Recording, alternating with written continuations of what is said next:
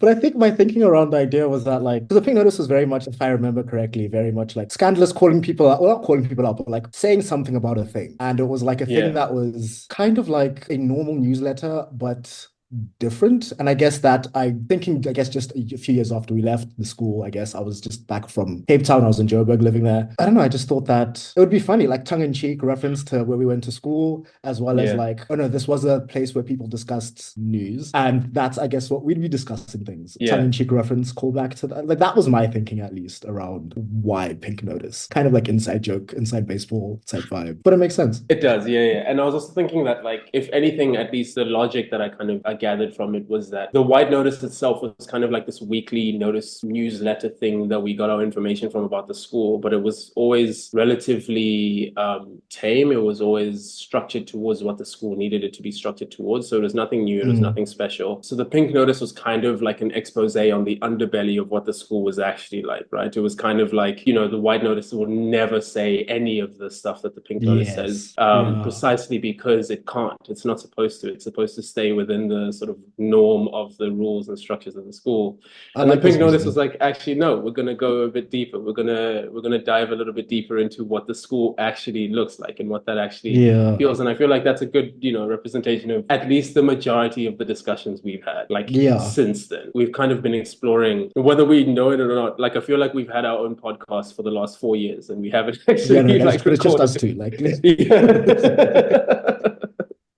Literally just ranting at each other, just like, yeah, man, I fully agree. No, no, no, I'm with you. I'm yeah, with it's you. like, I follow that logic. Yeah. And it's been like 4 years of that, to be fair. And we almost did it once, but now we're doing it again. So, hi, my name is Mkisa Mujalizi. I'm here with Aka Manjezi, and we are the Pink Notice. This is a show where we're going to be discussing politics, and not necessarily the capital P politics in the sense of political parties and who to vote for, but more politics in the everyday, the small p politics, trying to discuss politics as universal. Everything is political. No decision is made without having some sort of political background, political history. And that's kind of how we've been really discussing most of the things that we've discussed in the last 4 years. And that's how we want to kind of share it with the audience, with you, the listeners. So, yeah, do you want to add anything to that, Aka? no, I actually have nothing to add to that. Yeah, no, that was perfect. Completely fair. So I guess the first question is, why are we here? We kind of answered a little bit of that in the intro, but why are you here specifically, actually? I guess I'm here because I feel like I've got something to say. That's fair. And I feel That's like fair. it's kind of an interesting thing because I listen to a lot of podcasts myself and I have learned a lot from the podcasts I listen to. And I think that there's like a dearth of that. I don't know. People don't really listen to the kind of podcasts we do. Mm, And I don't think there are a lot of South African podcasts. I mean, there's Africa as a country, but that's, I guess, more than just South Africa. Oh, you're not in South Africa at all. But not that many like 20 somethings making podcasts about political things in an African context. I don't think that really exists. And I feel like that is a hole we can plug. Knowing because have many discussions with you over the years, even like while we were at school, university, afterwards. So mm. yeah, that's why I think we're here. We've got Yeah. something to say. Yeah. Yeah, no, absolutely. I completely agree with you. I think it's also more sort of just kind of leaving the space for a lot of the discussions we have. I do know that a lot of people, I guess in a way, not necessarily agree, but understand or see where we're coming from when we're discussing things with them. But they just don't know necessarily how to say it, or maybe don't feel comfortable enough having those conversations, or Mm, feel like they just don't know how to verbalize what they're thinking. And a lot of our discussions are pretty unfiltered. We kind of just go ham and we're like, just say what you need to say, and then we'll work through it, which is, I feel like, a healthy way to discuss most things, which I think a lot of people are kind of nervous about, especially from a sort of leftist perspective, which we are mm. trying to take this forward on, which is kind of a bold statement, which is why it's a bit difficult to say you're a leftist, because people are like, well, what does that mean? Yeah. Yeah, what does that political alignment actually, suggest? So what do you think makes you a leftist? Which is a crazy question to begin with, actually. What makes me a leftist? Maybe you should answer that question first, actually. I want to hear what That's you have to fair.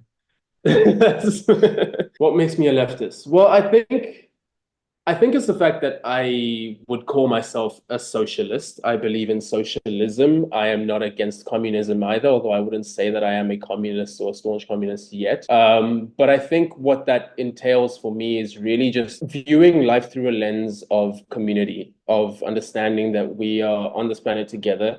We are all sort of one big kumbaya living organism. That's genuinely how I see the world. And I feel like there's an almost scary lack of empathy that we've sort of shifted towards, especially with the sort of staunch individualism that capitalism tends to sort of put out there.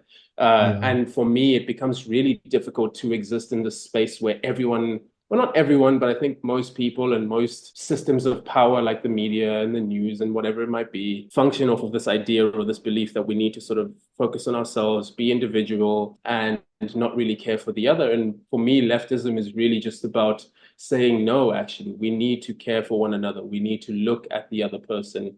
We need to fight for each other's rights. We need to ensure that our governments are actually functioning for our betterment and our Yeah. collective betterment, not just each individual's. And I think that's maybe the best way I can put a whole lot of my thinking. When I see something, when I read something, I'm literally just going into it from a perspective of like, okay, how does this help people in general? Or is this some sort of selfish decision? And I think you are very much the same. That's why we agree on like Yeah. 90 to 100% of the things we discuss, because that's really what it is, right? Yeah, I think I could add, I could only add to that and say that I'd also like the power analysis, the structural analysis that comes with leftism or socialism and Mm, why things happen, like why is it that this is what the tax rate is in this country, or like why is it that this policy is pursued over another? It's not that these are just government officials acting mm, in a bubble. There are certain motives and reasons and companies and people or whatever's that are driving these decisions and making these things happen. Things just don't happen. Um, exactly. and I feel that leftism is a good lens. I mean, you could say Marxism, you could say like I don't know, materialism, Mm, to like the material basis of analyzing the way things work in the world, I think is a very useful way to approach the world because you go away yeah. from ascribing individual motives to things. Maybe this guy's just crazy, maybe this guy's just whatever, but you abstract that and you look at the bigger players and the history behind what has been happening. Because chances are this isn't the first time this thing has happened. Something like this has probably happened in the past. And yeah, I feel like that's just a very useful tool to, I guess, approach life and try improve it to make it better. Because if you're Yeah. going to want to change something, you'd like to be able to understand why a thing is this way and how best can we change it. Yeah, absolutely. And I think something you touched on there was the materialism aspect of it. Like, I feel like sometimes we forget that this is the famous Kamala Harris meme that went around that she's like, do you think you were born in a coconut tree? Like, Oh, your life has karma. context. Yeah, exactly. There is a context around these things. Yeah, there's a There is context too. And so it's literally just dialectical materialism. And I think I shared a sort of a paper on my Instagram. I think it yeah, was the Jacobin yesterday. one. Yeah, yeah, Yeah. yeah, yeah. And it was discussing dialectical materialism and kind of just like understanding that like all of human history, in fact, the history of the world and the history of all things that are come from something that came before them. And so there's Yeah. always something that preceded it. And so trying to understand what preceded this thing is a really good way to be able to move forward beyond it, to get and also empathize really in what somebody's understanding. I mean, what somebody's Yeah. experiencing. So, for instance, you brought up the example of, at least briefly, like an individual who might be going through a mental health crisis, and everyone's like, oh, that person's crazy. And it's like, no, well, there's a history there, right? Try to understand what are the certain conditions, what brought this person to being in this state of being. It's an empathetic way to see things. And that's kind of the way that I think leftism allows us to see the world, is that like everything is the result of another thing. And the more that we try to understand those things, then the better we become at understanding systems of power and also Yes. dismantling them. Because to be quite honest, that's honestly the end goal. We got to dismantle the shit out of Yeah. some of these systems. Yeah, as nefarious as that might sound. Oh yeah, it's perfect. Yeah, no, agreed, Yeah, agreed, agreed. yeah. So one of the things that I wanted to mention as well was practicing empathy, which has come up briefly. Actually, this is a good way to discuss this with you because we were talking about this the other day. What does it mean to show someone empathy, where your lines are? So I'll pose this question to you in a bit of a different way. Where is the line between showing somebody empathy because they don't know a position or because they might be sort of staunchly situated within a specific position? How much empathy do we show that person? What is the level of empathy do we put towards other people who might see things differently to the way that we see them, right? As leftists. Generally start from like a humanist position in that like everyone Yeah. deserves to be treated well. Like just by virtue of Yeah. being human, you should be treated well. So, and from that just goes down, I guess. You can do things that in my mind make you quote unquote less deserving of that empathy. But that's you have to do a Mm. lot to do that in my eyes, because like you can be racist. I still think you deserve healthcare. You Right. can be homophobic. You still deserve these things that I think should be allowed to all of us. But I Yeah. think that I guess it depends on how someone is interfacing with this thing. Like, are they an Mm. active participant in the thing that is causing destruction, or are they just passively just it's just a part of their milieu. They haven't thought differently. They haven't done any serious investigation into why it is they think this way. If they are in a opposing position, why it is they think this way.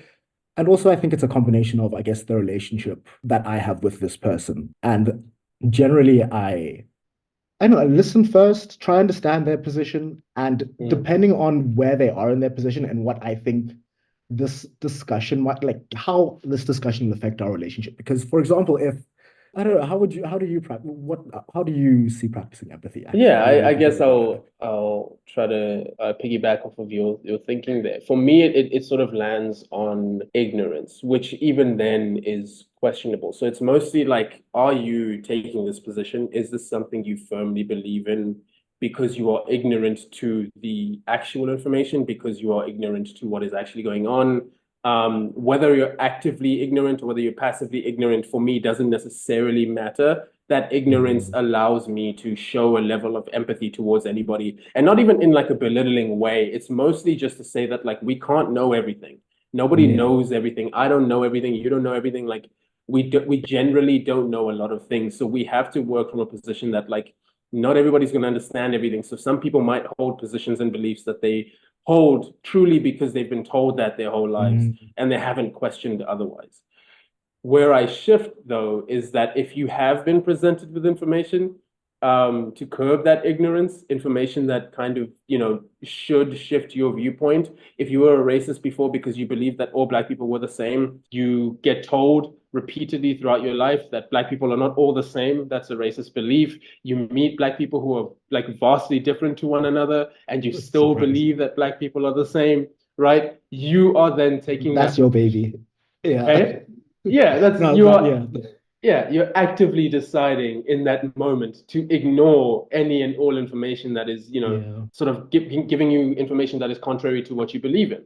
And from then, I have to assume that because you're making that active decision, you are a racist. And from that Mm, moment forward, it's more difficult for me to practice empathy with you because then I'm understanding that this is no longer coming from a place of ignorance. This is no longer coming from a place of someone, just misunderstanding, someone raised a certain way, somebody. No, like if that's an active decision on your part, then that's where my empathy begins to wane. Although, like you said, though, I do have a line in terms of you might be a visceral racist, but I still want you to have housing. I still want you to have healthcare. I still think those are like general rights that humans should have. I'm not just going to yeah. lose that because you don't like black people. You know what I mean?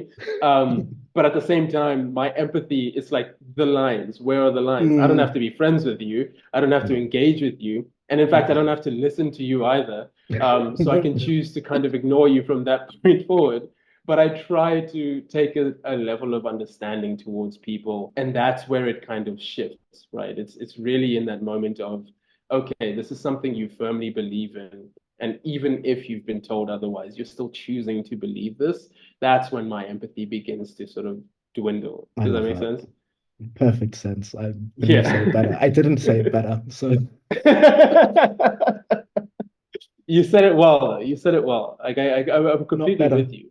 But it's like, but I think you highlighted something that's particularly important as well, which is your relationship to the person. Like if the person who's racist in question, well, it can't be your parent unless your parent is racist towards you, which raise so many more questions. But if you're in a position where your parent is taking a stance that is Yeah, we opposing could, what yeah. yeah, who No, you continue, are, what you sorry. believe in, or whatever it might be, then it becomes really difficult to remove that empathy from your parent, right? Because of the relationship you Mm, have from that person. It becomes really difficult to sever those ties. And that's also completely understandable.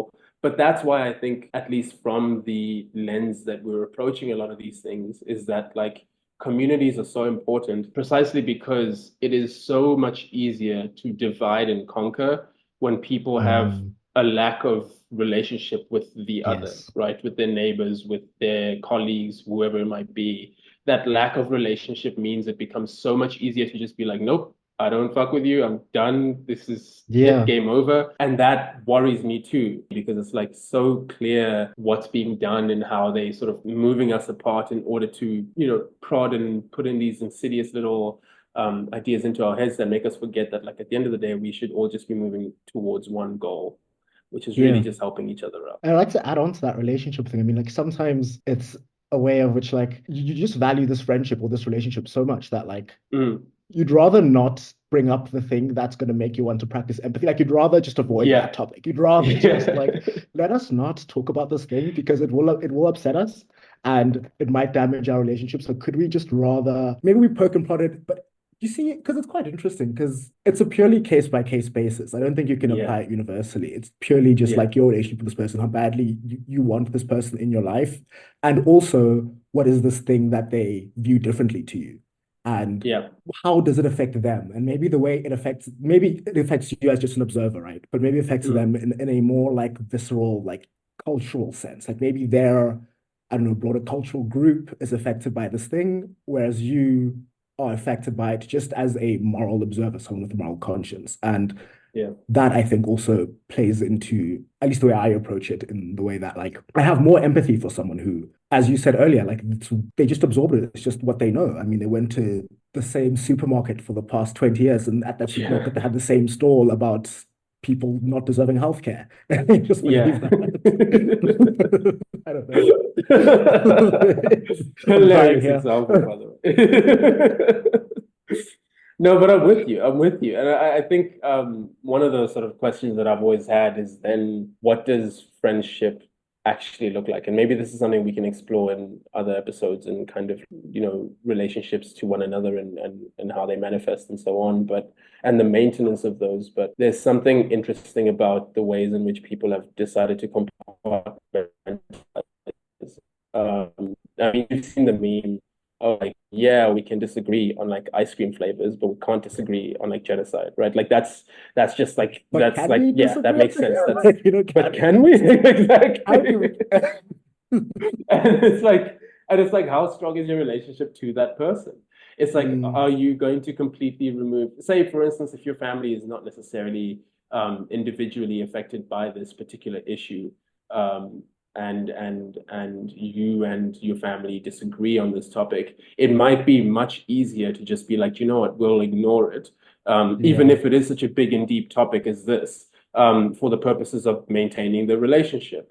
So again, like you said, maybe it is just a matter of your relationship to the other person. It is on an individual basis and how important those relationships are to you. I mean, to be honest, I've had friendships, which I think we spoke about the other day, where I say I think some of them might be acquaintances because there are beliefs that that other person might hold that I don't agree with at all. And then being in their presence becomes really difficult because now it's a matter of biting my tongue and sort of holding Mm, my opinion in because I'm trying to maintain some semblance of normalcy. And at that point, I go, okay, well, that person can't be regarded as my friend necessarily, because to me, friendship is being able to have those conversations. So at least being able to not have to bite your tongue and know that this person isn't going to sort of disappear from your life, yeah. at the drop of a hat. So I don't know. It's a very interesting discussion, and maybe we need to like check out Have philosophers and another, see where this. maybe Yeah. like we should do like a proper, yeah. So another question that we wanted to discuss today is what is something that is interesting to you about South Africa that makes you want to enter this space? And South Africa in particular in this instance, not necessarily Africa. It's such an unequal society. It's Yeah. crazy. Unequal South Africa. It's like insane. Like you can, I mean, it's like you think about it really, and you're like, I mean, I guess I should bring up like, I mean, wealth disparity. I mean, well, I mean, because of apartheid, South Africa was really structured and suburbs really structured in a way that like, no, this was a white suburb, this was a black suburb, and Right. these are the suburbs that got the resource, these are the ones that didn't. And that's still a legacy that carries on today. There are suburbs that, oh, not maybe not, let's stick on like racial makeup, but because of the way that these suburbs are developed or were developed and the houses that are there and the I don't know what's it called, like bins and stuff. What is that? The services, yeah, that one. Mm, It's just so like it's so stark. It's so mm. like I mean we're both from like I don't know like I don't know what to use, but like anyway, we're not like I mean we're comfortable. Yeah, we and are. Yeah, yeah, um yeah, yeah. and I guess it's just so depressing. I mean, depressing is a very, I guess not, it's just unjust. I mean, Mm, to see people who are our age on the side of the street, like dancing for money is insane. I don't dance for money just because of I was born into the family I was born into. right. That's the reason I could dance, but like it's just I don't know. It's just so saddening, I think, the state of our country. And it's not it's been getting worse too, which is even like sadder. I mean, Yeah. like even like sentiment, even like on actual terms, it's just sad. And it's from that empathy point.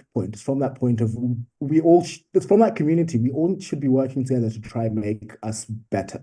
We shouldn't Yeah. be looking at ourselves, be locking our doors so that the neighbors, not the neighbors, that these people from this other neighborhood don't come in and steal our shit. Maybe we should be thinking about like why is it that they do that? You know, maybe there are other Yeah. ways we can address this problem rather than putting up walls, hiring private security, doing all these things. Maybe we should invest in those communities instead of investing in building our communities up, building our walls up, making our just further dividing us from dividing, I don't know, amongst ourselves, let me use that term, to Hmm. not say like an us them type of thing. Yeah, yeah. No, and it's like just to piggyback off what you like, I think that's exactly the same thing that interests me about South Africa in particular is that there's certain things you just like visually you can't ignore it. Like it's impossible. It's in front of your face at every turn. And what's Intersection. interesting is, yeah, like even if we're speaking about, I mean, we can go into class and all Mm. the other differences, gender and so on and so forth. But I think racially is obviously the biggest and most dominant one because of apartheid and how it was structured around race and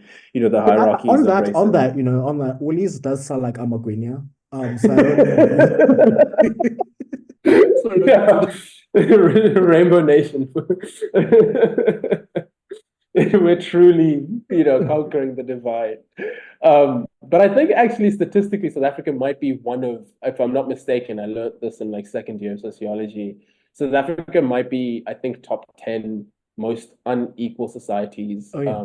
in the world, which is just like like that's something that you can't ignore. And I think coming from at least the sort of positions that we've been in, the school that we went to, there's certain relative privilege that we've had and we've experienced throughout our lives.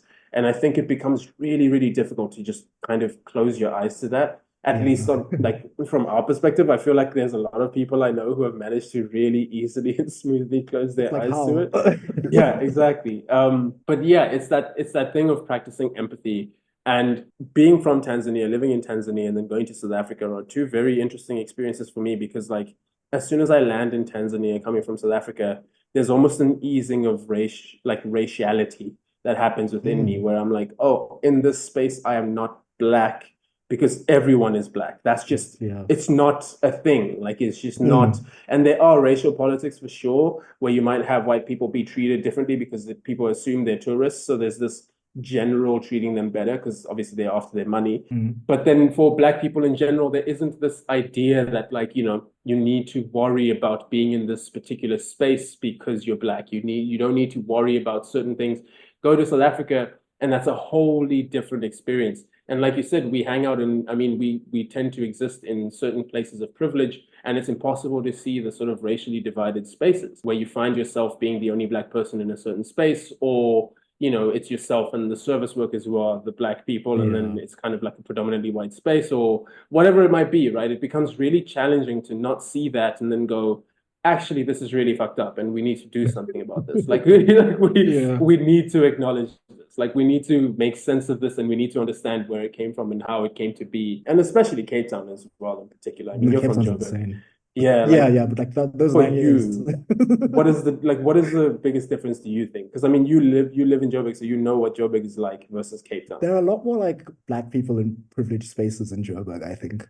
Yeah, Yeah, there's a lot. Yeah, no, like black consumers, let's say, of privileged yeah, spaces, yeah. not just black workers. But yeah, no, I feel like my prep school was a lot more mixed than my high school was. Like Mm, culturally, and also I guess like like I mean, I don't know, I see a lot of affluent spaces in Joburg are more diverse than the ones I see when I'm in Cape Town. Like I was in Cape Town.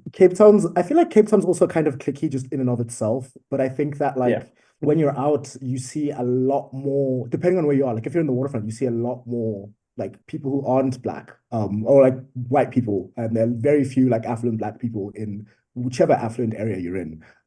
yeah, And I feel like that's the starkest difference in that sense, yeah, between the two. yeah. Yeah. It almost feels like if South Africa is, like we said, one of the top 10 most, excuse me, unequal societies in the world, Cape Town is the representation of that. Like, Yeah. if you need to see it, like, if you need to, like, experience it, go to Cape Town. Like, Cape Town will answer Yeah. all your questions that you might have, or like, it's very visible. It's, Oh my God, Mukisa. So one of my exes, they have a family in the Netherlands.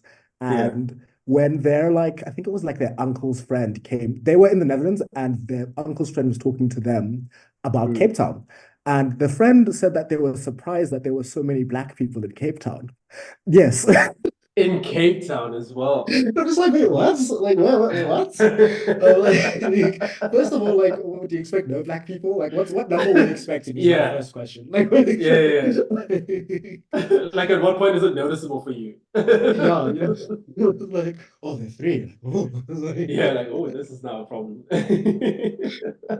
Oh, but yes, But yeah, it is, yeah. yeah, and I don't know, it's particularly interesting. And obviously I think in later episodes we might delve a little bit deeper into Cape Town and the history of it, especially considering what I studied about the history of education in South Africa. I also got to learn about the sort of makeup of Cape Town and how it came to be, and obviously Stellenbosch and all these other little towns, and how it kind of grew from literally the 1600s. So it's got this deep history of coloniality, of the British Empire, and then of the Dutch, and then, right? That I think we can go into. But I think the more sort of important thing for us is really just being able to sort of observe it and then speak about it, because I do think there is an almost it's kind of scary how many people skate through South African society with blinders on. Yeah. And by people, I mean specifically people of privilege. At no point am I presuming anyone who isn't in a position of privilege is like, no, I don't see anything. But it's specifically people of privilege who are kind of sort of coasting through. And South Africa is a very different country for them. And then we do also find that they're still complaining about certain things about the country that they're unhappy with, even while still being catered to in the most blatantly obvious ways, which Yeah. is a whole nother conversation. Actually, yeah, we shouldn't go down this rabbit hole. We should wait for other like other That's episodes fair. to That's get fair. into this. But yeah, if you've listened on for this long, thank you so much for listening. As we've already discussed, there's a few topics that we've engaged with, and we would appreciate your support. So if you can follow this, if you can listen to this some more, share it with somebody, anything at this point really matters. Like it, give us a rating, whatever it is that you can do, even if it's small, we would really appreciate it, because we want to keep engaging with these topics. We want to keep having these conversations, and we really want to know what you guys are into and interested in. So if there's anything in particular that you want us to touch on, if there's anything that we said or mentioned that you might want us to sort of delve a little bit deeper into, like dialectical materialism and Marxism and so on and so forth that we've engaged with, then let us know either in the comments or just message one of us. Otherwise, thank you so much for listening, and we'll see you next time. Bye.